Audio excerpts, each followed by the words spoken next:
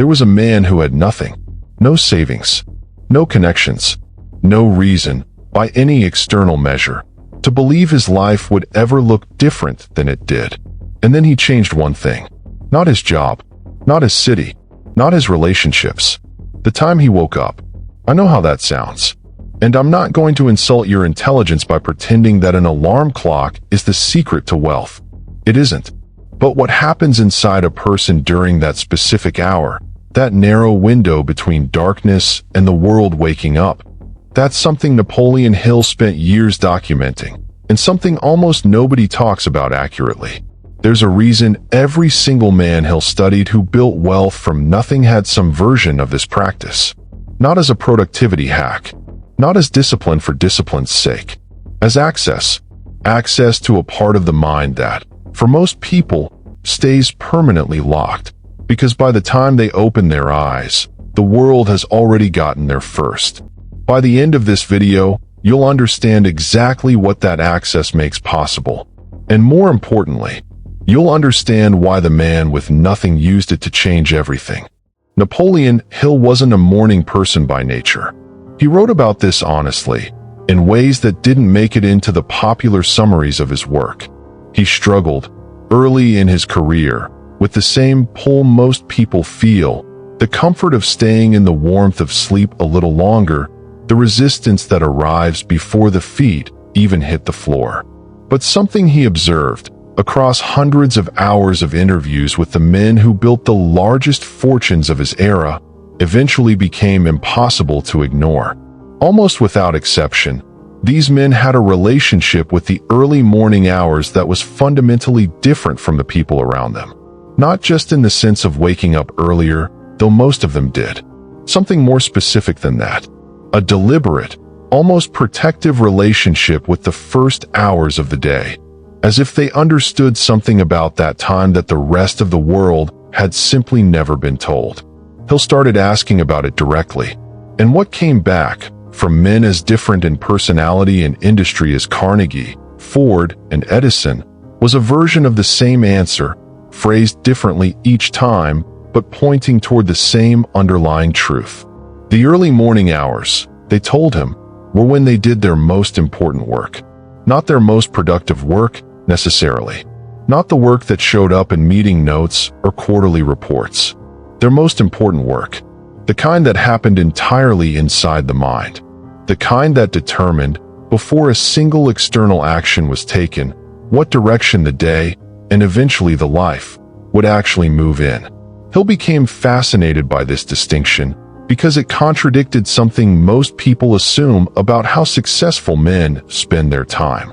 The assumption is that successful people are simply doing more of what everyone else is doing. More meetings, more decisions, more visible activity. More. But what Hill documented was almost the opposite. The men who built the most weren't necessarily doing more. They were doing something different, specifically, in the hours when everyone else was still unconscious. Here's what Hill eventually understood about why those hours matter so much, and it has nothing to do with productivity in the conventional sense. The human mind, as Hill described it across his body of work, operates on two distinct levels simultaneously. There's the conscious mind, the part you're using right now to follow this conversation. Analytical, critical, skeptical. The part that evaluates everything it receives against what it already knows and believes. And then there's the deeper level. The part Hill called the subconscious, less a separate compartment and more like the vast operating system running beneath every conscious thought you have. The part that stores your beliefs, your automatic responses, your deepest assumptions about what's possible and what isn't. Here's the critical thing Hill understood about the relationship between these two levels. The conscious mind acts as a gatekeeper. Everything you experience, everything you think, everything you're told, it all has to pass through that gatekeeper before it can reach the deeper level where actual belief is stored and actual behavior is governed. And that gatekeeper is, by design, skeptical, resistant. It filters aggressively, because its job is to protect the deeper mind from being overwritten by every random thought or external suggestion that comes along. This is useful in most contexts, but it creates a specific problem for anyone trying to change their own deeply held beliefs about money, wealth, and what's actually possible for their life. Because the very beliefs you're trying to change are being protected by the same mechanism you'd need to bypass in order to change them.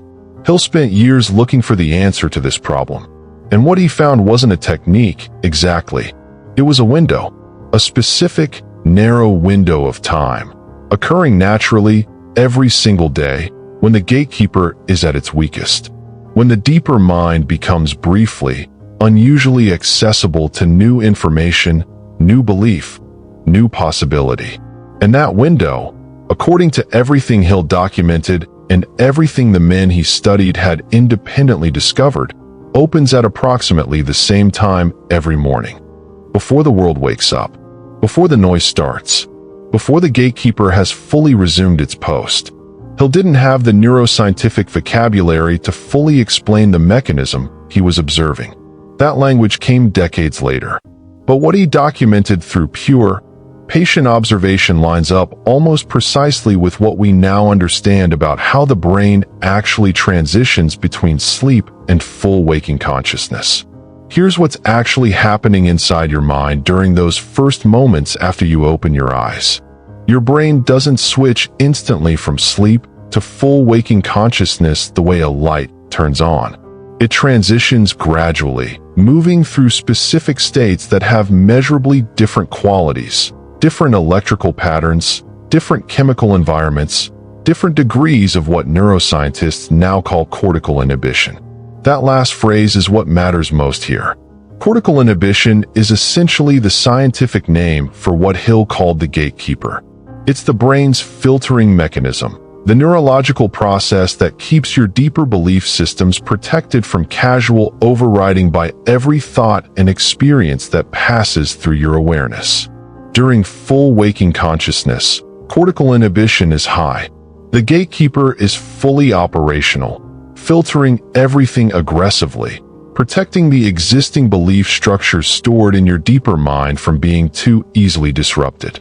During sleep, the brain operates in entirely different modes, delta and theta waves, states associated with deep restoration and, in the lighter stages, the vivid, emotionally charged experience of dreaming. But there's a state in between, a transitional state that occurs twice daily, for most people, once in the minutes just after waking and once in the minutes just before sleep. A state the brain passes through briefly, in both directions, every single day of your life. In this state, cortical inhibition drops significantly. The gatekeeper, still in the process of coming fully online, operates at reduced capacity. The deeper layers of the mind, the ones where belief is actually stored, where automatic behavior is actually governed, become briefly, unusually permeable to new input. Hill called this the most fertile ground the human mind offers. Not as poetry, as observation, because what he documented in the men he studied was that this specific window, used deliberately and consistently, produced changes in belief and behavior that years of conscious effort during full waking hours had failed to produce. The man who had spent decades telling himself, automatically and without examination, that wealth was for other kinds of people, that the circumstances of his birth had determined the ceiling of his life. That man, through consistent use of this early morning window, began to notice something shifting. Not dramatically, not overnight, but the automatic thought, the one that had been running below conscious awareness for years, started losing its grip. Slowly, almost imperceptibly at first, the internal narration began to change. Not because he had found a better argument against his limiting beliefs. You can't out-argue a belief that isn't operating at the level of argument in the first place. But because he had found the window where that belief lived, and started quietly, consistently, replacing what was stored there with something different. Hill was precise about what actually needed to happen during this window to produce this effect. It wasn't enough to simply wake up early and think optimistic thoughts. The gatekeeper, even in its reduced morning state, is still present, still filtering, still capable of dismissing input that arrives without sufficient emotional charge. What Hill found was that the input had to carry feeling. Specific, genuine, emotionally vivid feeling. Not performed, not manufactured, but real. The actual emotional resonance of a desired outcome, held in the mind with enough clarity and enough feeling that the deeper mind received it not as a wish or a hope, but as something closer to a memory of something real. This is the specific practice Hill documented in the men who used this window most effectively. Not positive thinking in the casual sense, something far more deliberate, a kind of daily, emotionally charged rehearsal of the identity they were in the process of becoming, practiced specifically during the window when the mind was most receptive to receiving it. And the results Hill documented across these men's lives were, by any conventional measure, extraordinary. But here's what Hill found most interesting about the mechanism itself. Something about how the brain actually processes this kind of repeated, emotionally charged input over time. Something that explains why consistency matters so much more than intensity in this practice. Hill made an observation early in his research that initially confused him and took years of additional interviews before he fully understood what he was seeing. The men who produced the most dramatic transformations in their financial lives were not, as he initially expected, the ones who had experienced the most intense periods of focused mental effort. They weren't the ones who had thrown everything they had into a single concentrated burst of deliberate practice and emerged changed on the other side. They were, almost universally, the ones who had done something smaller, something quieter, something that looked, from the outside, almost too modest to account for the magnitude of the change it eventually produced. They had simply shown up, every morning, without drama, without intensity, without the kind of visible heroic effort that makes for a satisfying story. Day after day, in the quiet of the early morning, before the world had a chance to fill their minds with its noise and its demands and its constant low-grade pressure to be who they had always been. They showed up, and Hill, watching this pattern repeat across dozens of interviews, eventually arrived at an understanding of why consistency produced results that intensity alone consistently failed to deliver. It comes back to the gatekeeper. Remember that the gatekeeper, even in its reduced early morning state, is still present, still filtering, still evaluating incoming input against the existing belief structures it's been protecting, sometimes for decades. What the gatekeeper responds to, Hill found, is not the strength of a single signal. A single morning of vivid, emotionally charged rehearsal, however powerful in the moment, registers in the deeper mind the way a single drop of rain registers on dry earth. It's absorbed almost instantly, leaving little trace. But consistent, repeated signals, the same emotionally charged input, return to morning after morning, week after week, month after month. Those register differently. They accumulate. They compound. They begin to feel, to the deeper mind, less like new information being introduced from outside and more like something that was already true, simply being confirmed again. And this distinction between new information being introduced and existing truth being confirmed is everything, because the deeper mind responds to those two things completely differently. New information gets evaluated, weighed against existing belief, often rejected because the existing belief has years of accumulated evidence behind it, and the new information has almost none. But existing truth being confirmed requires no evaluation, no weighing, no decision about whether to accept it. It simply deepens, settles further, becomes more automatic, more effortless, more deeply woven into the fabric of how the mind operates without conscious thought. This is why Hill found that the men who changed most profoundly weren't the ones who had the most powerful single experiences. They were the ones who had returned most consistently to the practice, who had treated that early morning window not as an occasional tool to be used in moments of particular motivation, but as a daily non-negotiable, as reliable, and as unremarkable as eating or breathing. The transformation this consistency produced wasn't linear, which is another reason most people miss it. For weeks, sometimes months, nothing visible seemed to change. The external circumstances remained the same. The bank account reflected the same reality it always had. The people around them saw the same person they had always known. And then, gradually, almost without announcement, things started moving. Not because something external had changed, because the internal had finally shifted enough to start producing different decisions, different responses, different automatic behavior, the kind that operates below conscious awareness, in the part of the mind where the real governing of a life actually happens. Hill documented this timeline honestly, because he considered the expectation of rapid results one of the most common reasons people abandoned this practice before it had the chance to actually complete itself. The poor man whose story this video is built around, the one who had nothing, who changed one thing, who woke up at 5 a.m. and used that window deliberately and consistently, didn't see his life change in a week. He saw a change across months of unremarkable mornings, each one barely distinguishable from the last, until one day the accumulation of all those quiet hours finally became impossible to ignore. I want to pause here for a moment.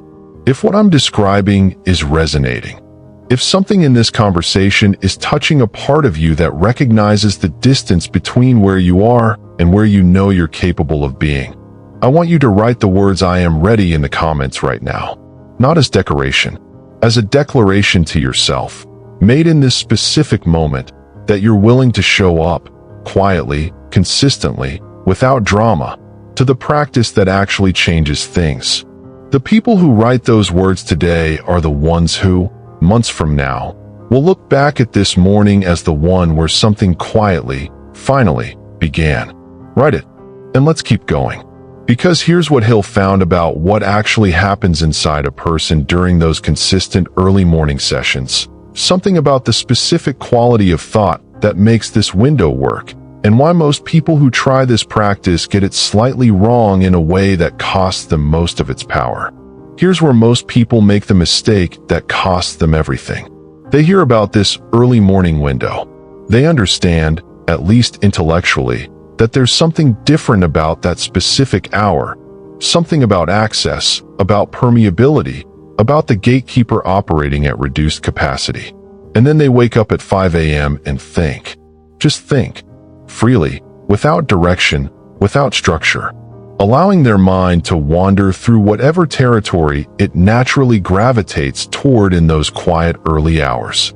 And for most people, left to its own devices in the early morning, the mind gravitates toward exactly the same territory it occupies during the rest of the day. Worry, unresolved problems, the mental rehearsal of difficult conversations, the low-grade inventory of everything that feels uncertain, unresolved, or threatening in their current life. They've opened the window, but they've let the wrong things through it. Hill was specific about this, in a way that most retellings of his work gloss over entirely. The early morning window isn't valuable simply because it exists. It's valuable because of what you deliberately choose to introduce through it. The gatekeeper being at reduced capacity means it's less likely to filter out new belief. But that same reduced capacity also means it's less likely to filter out fear, scarcity, and doubt. The things that, for most people, flow most naturally and automatically when the mind is given no deliberate direction.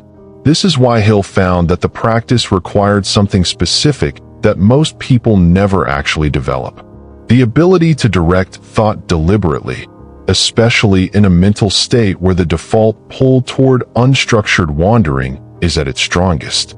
Think about what your own mind does in the first minutes after waking, if you're completely honest about it.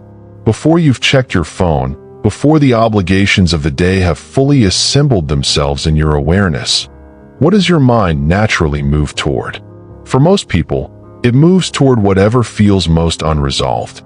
The financial pressure that didn't disappear overnight. The relationship friction that was present yesterday and is still present this morning. The vague, persistent sense that something important is missing, without a clear enough picture of what that something is to do anything useful with the feeling. This natural movement toward the unresolved isn't a character flaw. It's actually the mind doing exactly what it's designed to do, scanning for threats, flagging unfinished business, keeping you oriented toward problems that still require attention.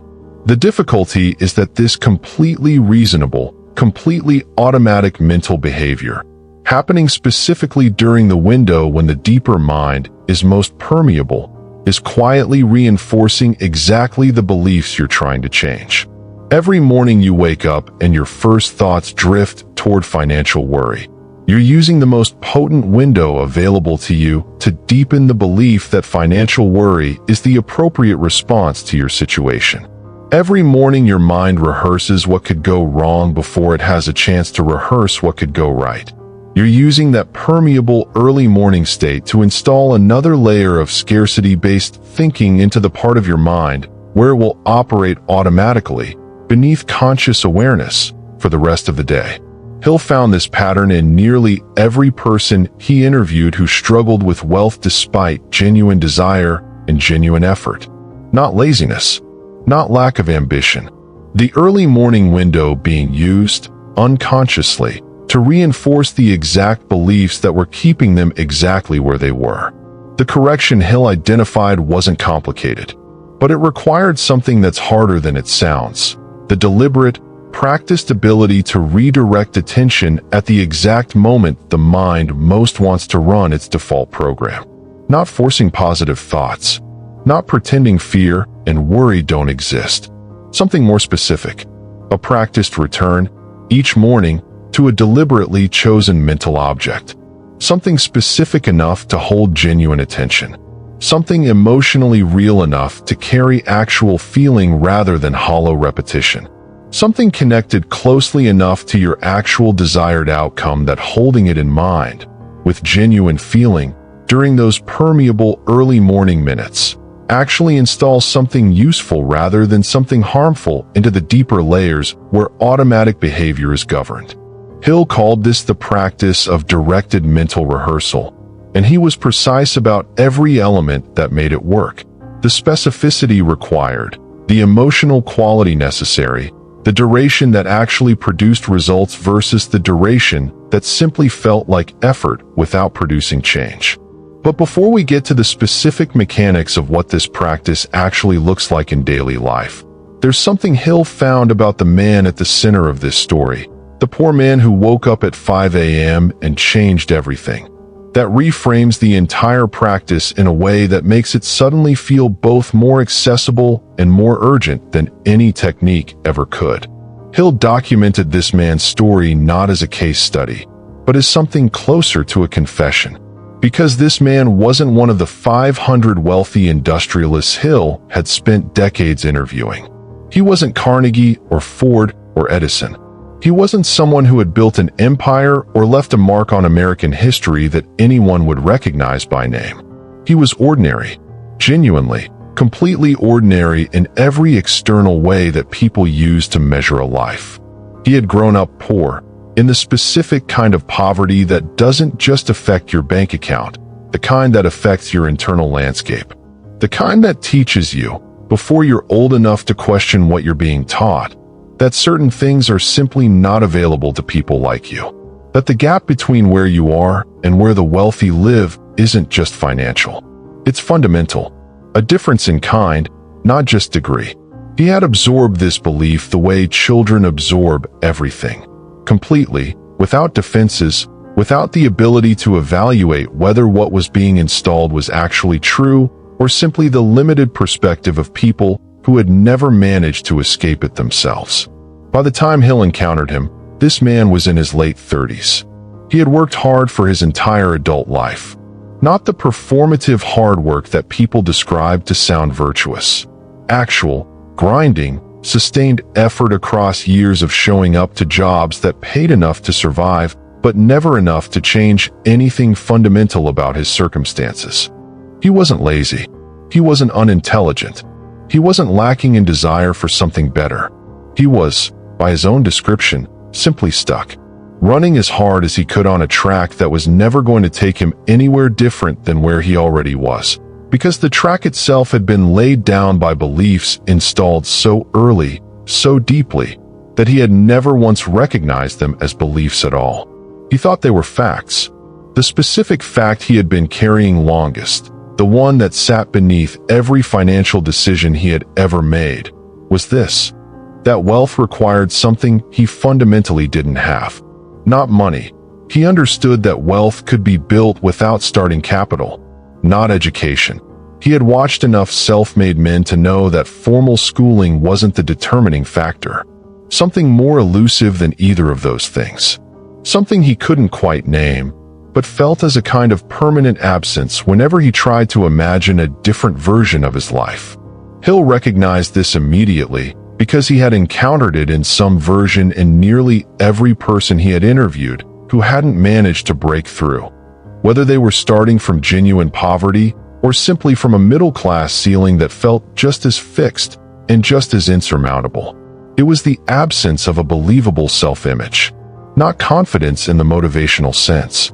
Not the performance of certainty that some people confuse with genuine inner strength.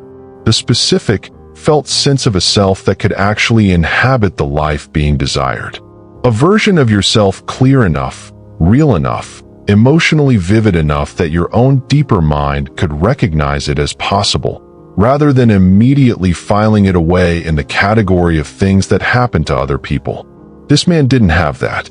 What he had, instead, was a detailed, emotionally vivid, deeply installed image of who he currently was. The person who struggled with money. The person whose circumstances never quite changed despite genuine effort. The person who watched opportunities arrive for others and quietly, without ever fully examining why, watched them pass him by. That image was running his life from the inside, not as conscious thought, as the invisible operating system that determined, below conscious awareness, which opportunities he actually saw, which risks felt manageable versus terrifying, which version of himself he automatically presented to the world in moments that mattered. Hill told him something that took months to fully land. He said the work wasn't to change his circumstances. The work was to change the image. And the only window where that image was actually accessible, where the deeper mind would allow a new image to be introduced without immediately filtering it out as implausible, was the one that opened every morning, briefly, before the world woke up and the old image automatically resumed its position. He started waking up at 5 a.m. the following week. Not with a program, not with a structured routine someone had handed him, with a single practice, done imperfectly at first, and then with increasing precision as the weeks passed. He sat in the quiet of the early morning and held, as clearly and as emotionally as he could manage, an image of who he was becoming. Not who he hoped to become someday, who he was becoming. Present tense. Already in motion. Already real in the only place that actually governed his behavior. The deeper mind. Now briefly accessible. Now briefly willing to receive something new. The first weeks produced nothing visible. Nothing external confirmed that anything was changing. The circumstances remained identical. The bank account reflected the same reality it always had. And then, slowly, something started shifting in ways he couldn't quite explain. The first thing he noticed wasn't financial.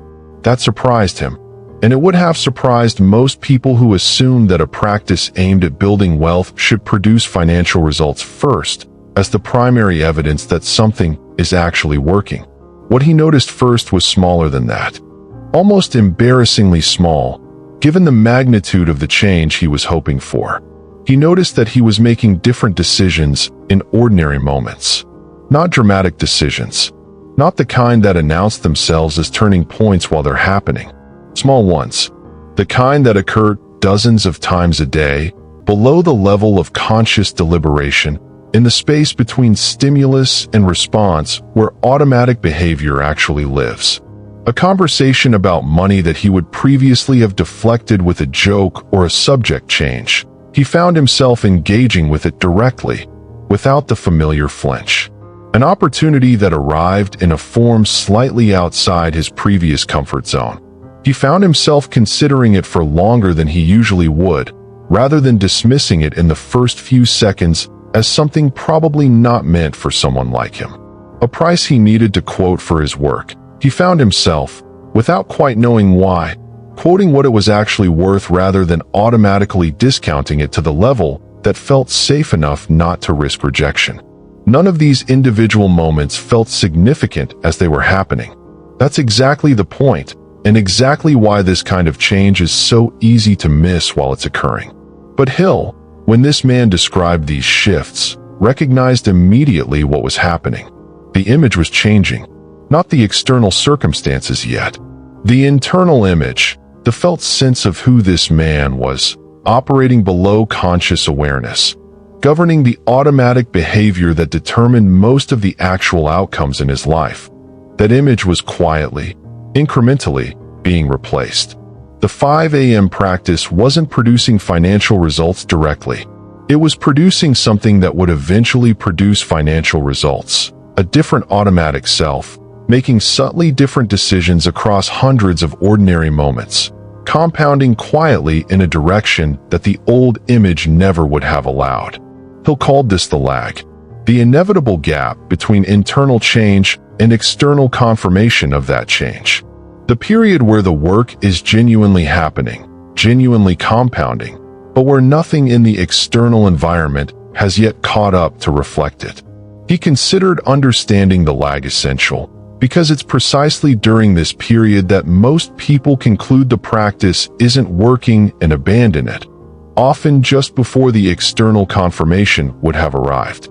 The poor man stayed with the practice through the lag, not because he had certainty that it was working. He didn't. There were mornings, particularly in the early weeks, where the 5 a.m. alarm felt like an act of faith in something he couldn't yet see any evidence for. Where the practice felt hollow, him sitting in the dark, trying to hold a vivid image of someone he wasn't yet sure he was actually becoming. He stayed anyway, and Hill found this quality, the willingness to continue through the lag, without external confirmation, guided only by the internal logic of the practice itself, to be one of the most consistent traits in every person he studied who eventually broke through from one financial reality into a genuinely different one. Not the people who felt most certain, not the people who had the most external evidence that things were changing. The people who stayed through the period when they had neither certainty nor evidence, and kept showing up to the practice anyway, because something in them had decided that this direction was worth the investment of showing up before the proof arrived. There's something else Hill documented about this period. Something about what the man started noticing in the world around him that hadn't changed, but that he was somehow seeing differently than he had before. If you've stayed with me until this point in the video, it's because you're committed to creating a life of abundance and success. That's why I invite you to subscribe to the channel. Every video here is designed to help you develop the mindset that attracts wealth, prosperity, and new opportunities every single day.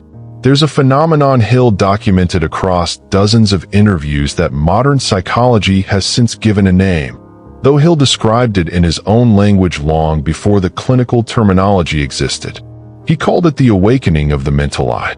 What he was describing, though he didn't use this language, is what neuroscientists now call the reticular activating system, a network of neurons in the brainstem that functions, among other things, as a relevance filter for your conscious awareness.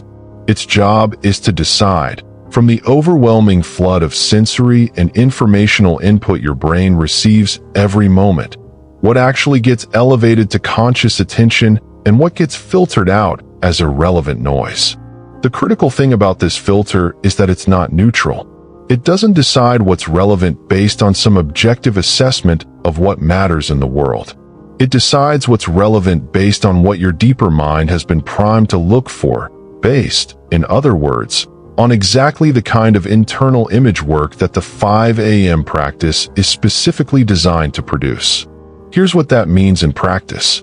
Before the practice, this man's reticular filter was calibrated to the image he'd been carrying for decades. The image of someone for whom wealth was fundamentally unavailable. And a mind calibrated to that image perceives the world accordingly. Not because the world contains fewer opportunities than it actually does, but because the filter is set to render most of those opportunities invisible. They're there. They've always been there. But a mind that doesn't believe they're meant for someone like you simply doesn't register them. They pass through awareness without triggering attention, the way the hum of an air conditioner passes through your awareness, present, but filtered out as irrelevant before it ever reaches conscious consideration. Hill found this mechanism explained something that had puzzled him earlier in his research. Why did opportunity seem to arrive so reliably for certain people and so rarely for others, even when those people occupied essentially the same external environment? It wasn't that opportunity was actually distributed unevenly, though that's the story most people tell themselves. It was that perception was distributed unevenly, calibrated by the internal image each person carried, to register some things as visible and relevant while rendering others effectively invisible. The poor man started noticing this shift in the weeks following the beginning of his practice, and it unsettled him in a way he struggled to articulate. Things he had passed by 100 times without registering suddenly caught his attention. Conversations that would previously have flowed past him as background noise suddenly resolved into something worth listening to, containing information that, he realized with a start, had probably been available to him for years, just never elevated to conscious attention because his filter hadn't been set to receive it. A connection he'd had for a decade suddenly appeared, in a different light, as someone whose particular knowledge or resources were directly relevant to a direction he was moving in. Not because anything about that person had changed, because his own filter had been recalibrated enough to finally see what had always been there. Hill called these moments encounters with existing opportunity, not new opportunity created by the practice. Existing opportunity that had always been present in the environment, now finally becoming visible because the internal image had shifted enough to change what the filter let through. This distinction mattered enormously to Hill because it explained the mechanism without requiring anything mystical. He wasn't claiming that the 5 a.m. practice caused the universe to send new opportunities that hadn't previously existed. He was claiming something more precise and considerably more verifiable, that the opportunities were already there, that they had always been there, and that the only thing standing between this man and his ability to perceive them had been an internal image installed decades ago that had been quietly instructing his perception to filter them out as irrelevant to someone like him. The practice didn't create the opportunities. It changed the filter. And changing the filter changed what he could see, which changed what he could act on, which changed, gradually, and then all at once, what his life actually produced. But there's something Hill found about what happened next, something about the specific moment when the external world first confirmed what had been changing internally, that almost no one anticipates correctly, and that carries its own important lesson about how this entire process actually unfolds. Hill was careful, when he documented this part of the story, to resist the temptation to make it more dramatic than it actually was. Because the moment the external world first confirmed that something had genuinely changed in this man's life didn't arrive as a dramatic windfall.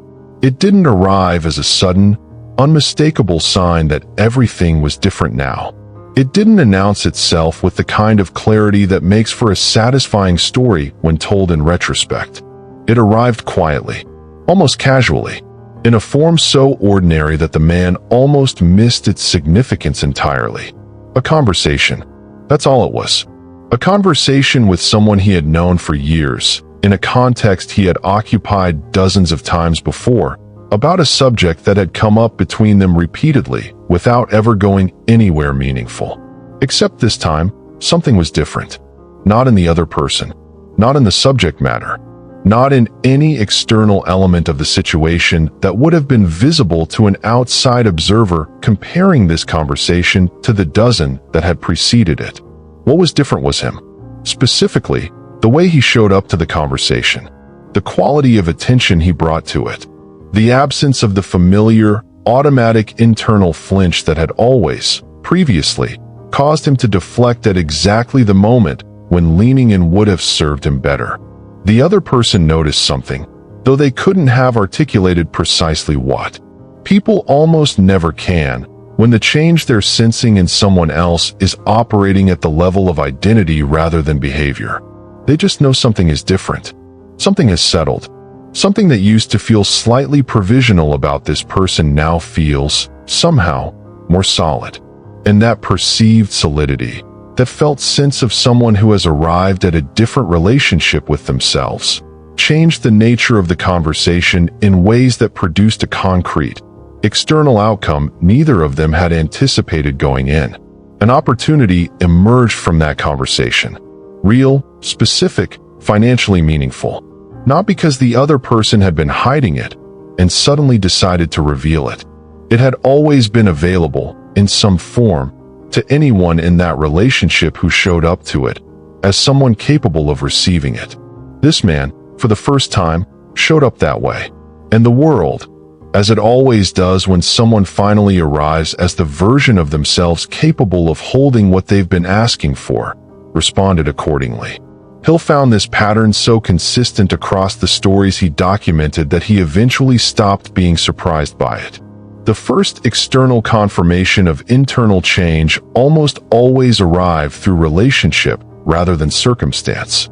Through a conversation, a connection, an encounter with another person, rather than through some impersonal shift in market conditions or luck or timing. Because people respond to identity, not to strategy, not to credentials, not to the carefully constructed external presentation most people spend enormous energy maintaining.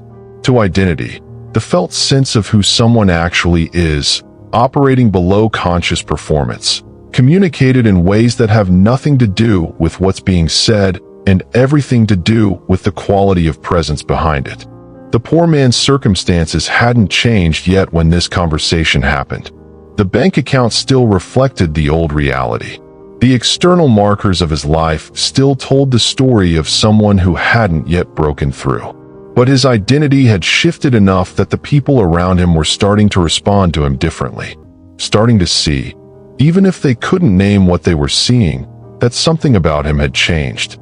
And that different response from the world around him, that subtle but real shift in how others perceived and engaged with him, began producing different external outcomes. Slowly at first, then with increasing momentum, the way a river builds speed as the terrain changes beneath it. Hill considered this the natural mechanics of what he called the law of attraction, stripped of any mystical framing.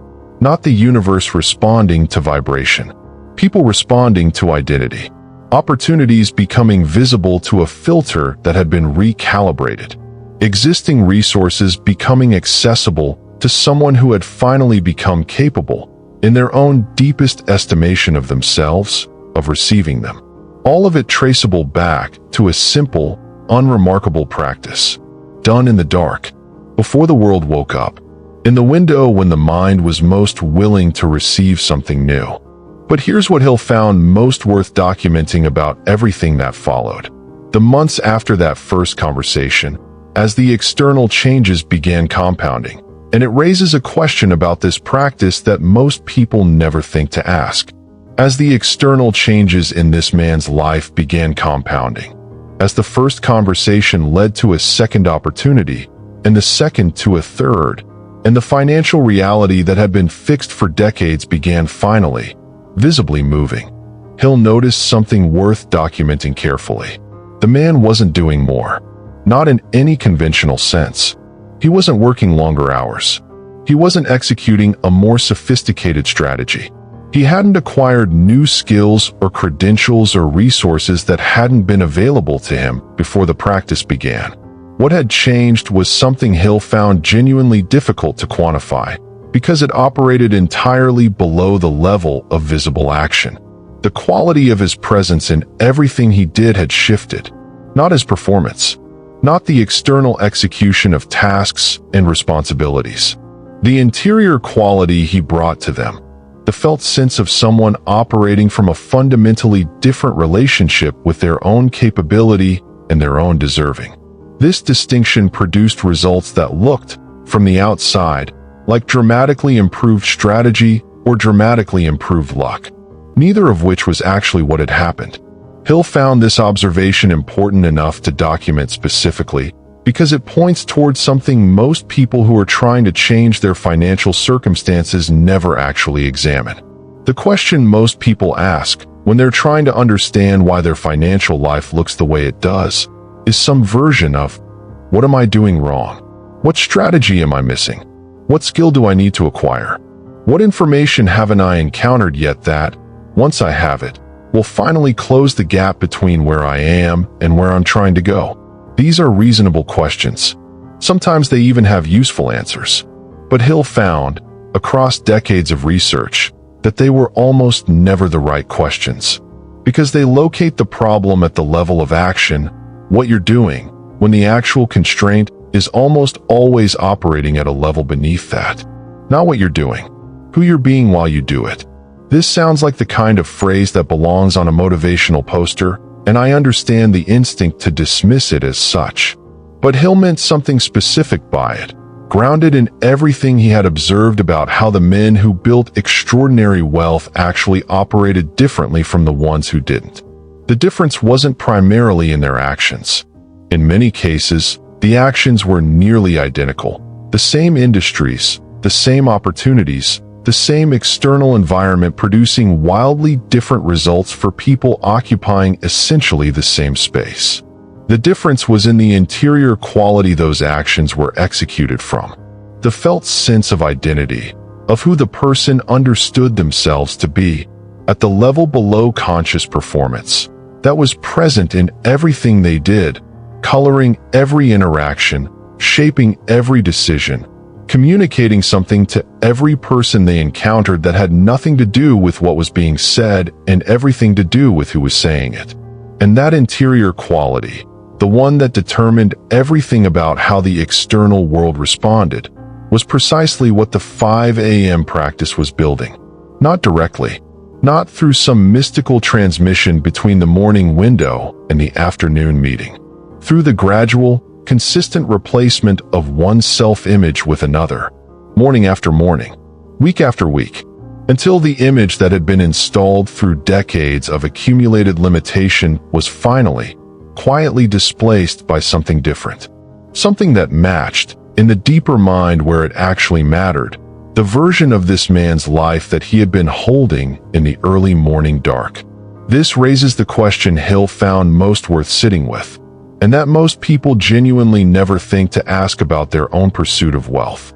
Not what are you doing to change your circumstances, but who are you being in the moments between your deliberate efforts, when no one is watching and nothing is demanding your conscious attention. Because that question, answered honestly, with genuine attention to what's actually running below the surface of your conscious intentions, is a more accurate predictor of your financial future than any strategy, any skill, any external resource you might acquire. The poor man had been asking the wrong question for decades. Not because he was unintelligent, because nobody had ever pointed him toward the right one. And here's what changed when he finally found it. Something about how the right question reorganizes not just your thinking, but the entire orientation of your attention in ways that make the answer almost inevitable. Hill found something specific about what happened to people the moment they stopped asking what they were doing wrong and started asking who they were being. It wasn't just a shift in perspective. It was a shift in where their attention actually landed. And that shift in attention produced changes in perception that no amount of strategic thinking had been able to produce. Here's why the question matters so much, and why it's genuinely different from the productivity-focused questions most people spend their entire lives asking. When you ask what you're doing wrong, your attention moves outward, toward actions, toward strategies, toward the visible, measurable, external elements of your life that can be evaluated, compared, and adjusted. This is useful in a narrow range of situations where the actual constraint is genuinely at the level of action or information. But when the constraint is at the level of identity, when what's actually limiting you is the interior image operating below conscious awareness, governing your automatic behavior in ways that no amount of strategic adjustment will reach, directing attention outward doesn't help. It simply produces more sophisticated versions of the same behavior, executed from the same interior position, producing the same fundamental results with better surface-level presentation. The question, "Who am I being?" does something different. It directs attention inward, toward the felt sense of identity that's actually running your life from the inside, toward the automatic responses, the unconscious assumptions, the deeply held beliefs about what's possible and what's meant for someone like you that govern the quality of every external action you take. And here's what Hill found about what happens when someone genuinely learns to direct their attention there, not just intellectually, but in practice, with real, sustained, honest curiosity about what's actually operating below the surface. The image becomes visible, not in a dramatic, sudden revelation. Gradually, through the accumulation of honest attention, the interior landscape that had been running invisibly beneath conscious awareness starts to become perceptible. The automatic assumptions start to show their edges. The beliefs that had felt like facts start to reveal themselves, under sustained examination, as something more contingent. Things that had been installed at a specific moment, by specific circumstances, and that could, with sufficient consistent effort, be replaced. This visibility is the first step toward everything else, because you can't change what you can't see. And the 5 a.m. practice, Hill found, was doing something more than simply installing new imagery during a permeable window. It was, through the discipline of returning daily to a deliberate internal focus, training the capacity for this kind of inward attention itself. The man who had spent his entire adult life directing his attention exclusively outward, toward circumstances, toward obstacles, toward the external evidence of his current financial reality, gradually, through months of early morning practice, developed a new capacity. The ability to notice, in real time, what was actually running inside him in moments that mattered, not in the abstract. In the middle of a conversation where an opportunity was present, in the moment before a decision that would have previously been made automatically by the old image, without any conscious participation at all, in the space between stimulus and response where, for most people, the old identity simply takes over and executes the familiar behavior before awareness has a chance to intervene. He started catching himself there. Not perfectly, not immediately, but with increasing frequency, he began to notice the old image activating, the familiar internal flinch, the automatic move towards safety, the reflexive dismissal of something that didn't fit the old story, and in that noticing, finding a brief but real window of choice. Not a long window, sometimes only a second or two, but sufficient, if used deliberately, to make a different choice than the old image would have made. And those different choices, made in the fraction of a second between old habit and new possibility, accumulated the same way everything else in this story accumulated. Quietly, consistently, without drama, without any single moment that felt like the turning point while it was happening. Until one day the accumulation became undeniable, not just in the external evidence that had been slowly building, but in his own felt sense of who he was. The image had changed. Not completely, not without residue of the old one, but fundamentally enough that the person making decisions now was recognizably different from the person who had been making them before the practice began. And the life that person was building, the one that was emerging slowly and then all at once from thousands of slightly different choices made from a slightly different interior position, was different in kind, not just degree, from the one the old image had been quietly constructing for decades. There's one final layer to this that Hill considered the most important of all, something about what this practice ultimately reveals, not just about wealth, but about the nature of the life that becomes available once the image finally matches the desire. Hill spent the final years of his research trying to articulate something that resisted easy articulation. He had documented the mechanism clearly enough by that point. The early morning window, the permeable state of the deeper mind, the consistent, emotionally charged practice of directed mental rehearsal, the gradual replacement of one's self-image with another, the shift in perception that followed, the different automatic behavior, the different external results. The mechanics were clear. What was harder to capture was something about the quality of life that emerged on the other side of this process, something that went beyond the financial transformation, beyond the measurable improvement in external circumstances, towards something more interior and more difficult to describe precisely. Hill called it, in his private writing, living from the inside out, by which he meant something specific. Most people, for most of their lives, experience their sense of who they are as something determined primarily by external circumstances. Their identity feels contingent, dependent on what's currently happening around them, confirmed or threatened by the evidence their environment provides about their worth, their capability, their deserving. This contingent identity produces a specific kind of experience, a constant, low-grade monitoring of external feedback, an automatic adjustment of self-perception based on what the current circumstances seem to be saying about whether you're succeeding or failing, whether you're enough or not quite enough, whether the life you're living matches the one you feel you should be living. Most people live their entire lives inside this monitoring. It's so constant, so automatic, so thoroughly woven into the ordinary texture of daily experience that it becomes invisible, not something you do, just something that's true about what it means to be a person navigating the world. Hill found, in the men who had completed genuine identity transformation, something qualitatively different.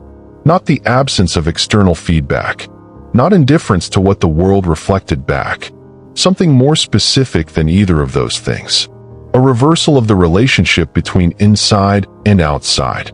Instead of the interior taking its cues from the exterior, instead of identity being confirmed or threatened by what circumstances currently suggested, the interior had become stable enough, real enough, grounded enough in something that didn't depend on external confirmation, that it could remain essentially consistent regardless of what the external environment was currently saying. This produced something Hill found almost impossible to overstate in its practical significance.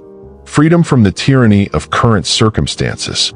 Not freedom from circumstances themselves.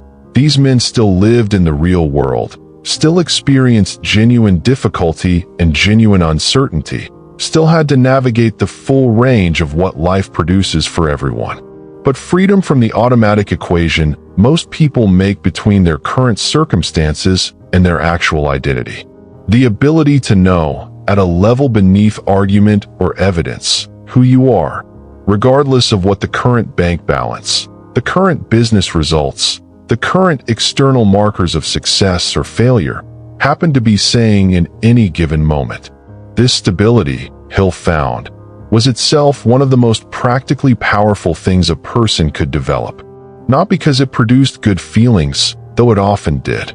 Because it produced a quality of decision-making and a quality of presence that circumstances-dependent identity simply couldn't access.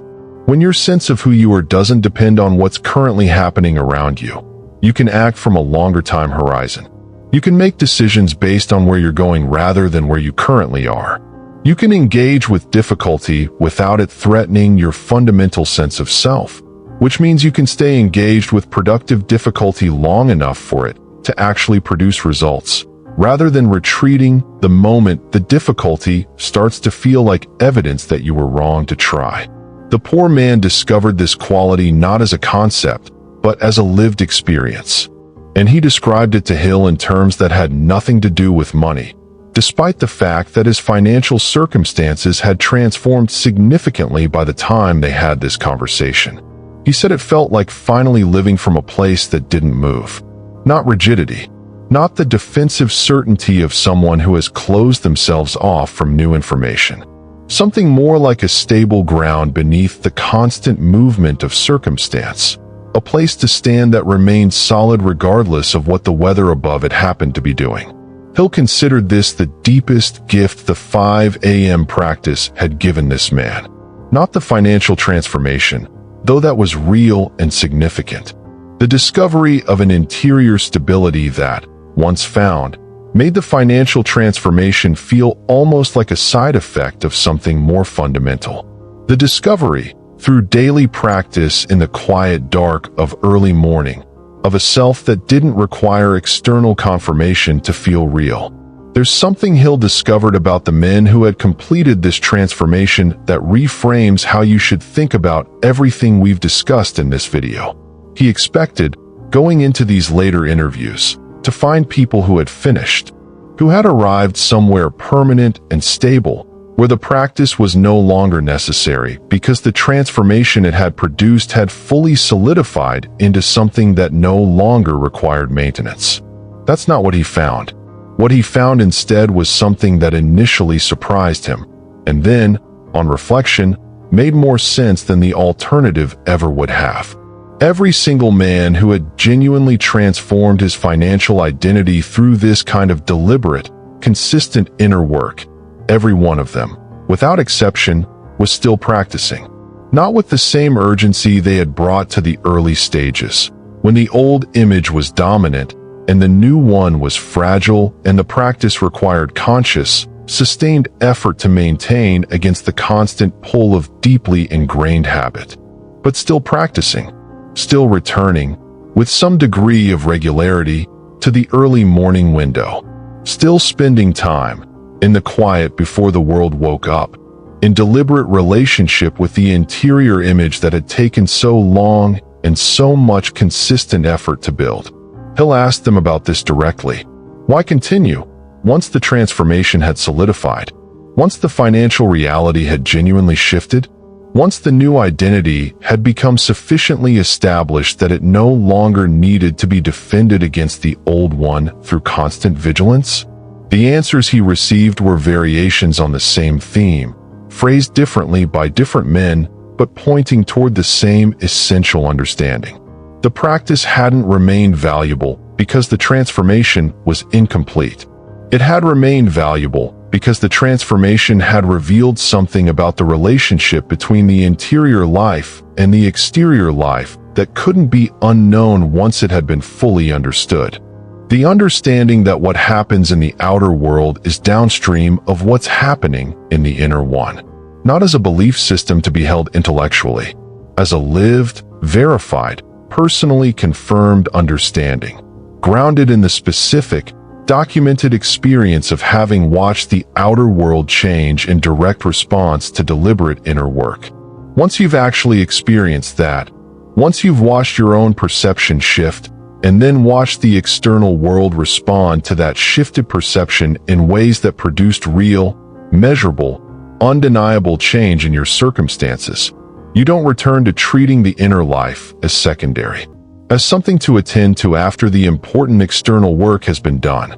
You understand, in a way that no amount of intellectual agreement ever produces, that the inner life is the work, that everything else is downstream of it. And that understanding, once genuine, makes the practice feel less like effort and more like the most obvious use of available time. Less like discipline maintained against resistance, and more like the natural return, each morning, to the source of everything that matters in a life. Hill found this quality, this settled, experienced understanding of the relationship between inner work and outer results, to be the final marker of genuine transformation. Not the financial numbers, though those had changed dramatically. Not the external circumstances, though those had shifted beyond what anyone who had known this man at the beginning would have predicted. The marker Hill considered most significant was this: the man no longer needed anyone to convince him that the inner work mattered.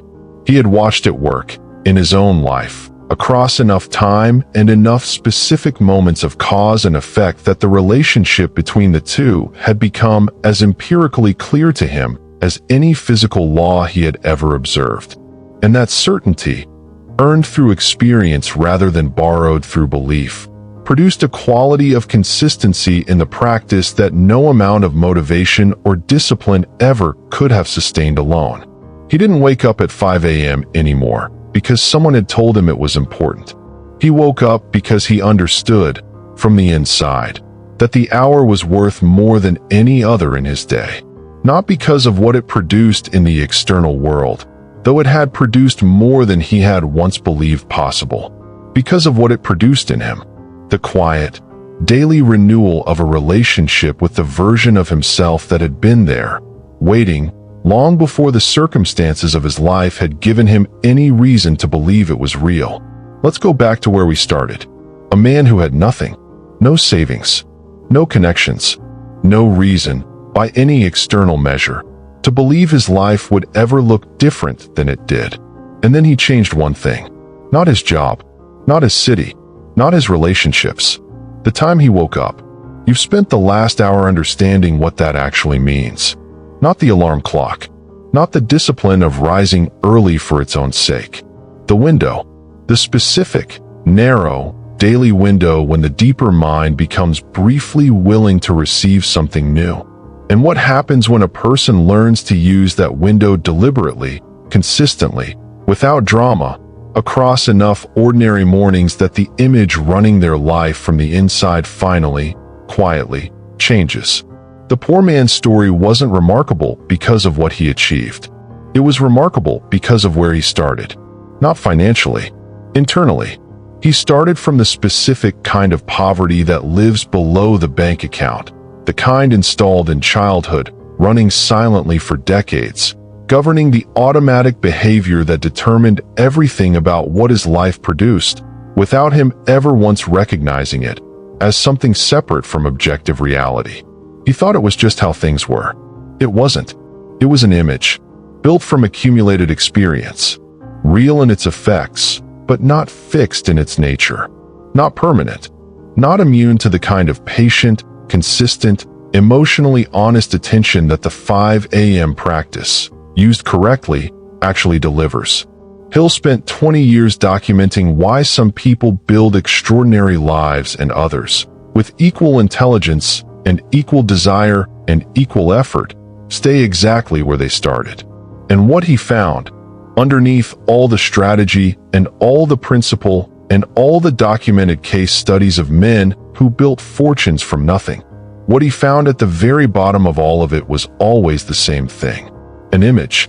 The specific, felt, emotionally real image of who a person understood themselves to be, operating below conscious awareness, determining what they could see and what they couldn't, what felt available and what felt permanently closed, what they automatically moved toward and what they automatically moved away from. Everything else, the definiteness of purpose, the persistence, the mastermind, the burning desire, all of it was downstream of that image. Which means the most important work you will ever do isn't external. It's the daily return, in the quiet before the world wakes up, to the image of who you're becoming. Not who you hope to be someday, who you are becoming. Present tense, already in motion, already real in the only place that actually governs a life. The deeper mind, briefly accessible, briefly willing to receive something new, in the narrow window that opens every morning before anyone else is watching. The man with nothing used that window, and the life that emerged from those quiet, unremarkable, pre-dawn hours became something neither he nor anyone who had known him at the beginning would have thought to predict. Not because he found a secret nobody else had access to. Because he showed up, in the dark, before the world could fill him with its noise and its demands and its constant pressure to remain who he had always been. And in that silence, morning after morning, he quietly became someone else. The alarm goes off at 5 a.m. What you do next is the only thing that has ever mattered. If this video gave you something worth carrying, follow the channel and share it with 5 people who are still asleep in ways that have nothing to do with the time on their clock.